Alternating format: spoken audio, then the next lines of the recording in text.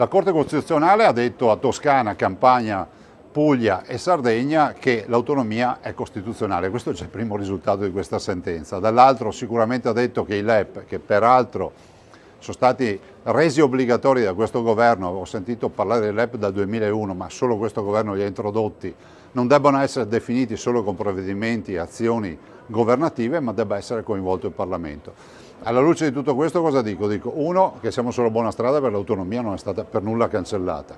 Due, che il LEP, se si tratta di fare modifiche, immagino che il governo le farà, ma stiamo parlando, diciamo, di un parallelo all'autonomia. Tre, è fondamentale ricordare che il fatto che sia costituzionale l'autonomia pone non pochi problemi rispetto a quello che dovrebbe essere il futuro referendum. Immagino che andrà a finire male anche questa partita. Detto tutto questo, si continua a lavorare sulle materie non LEP, non lepizzabili, su quelle materie che non sono soggetti ai LEP, e quindi possiamo lavorare tranquillamente, perché non mi risulta che la Corte abbia detto che non si debba lavorare e continuare con la trattativa.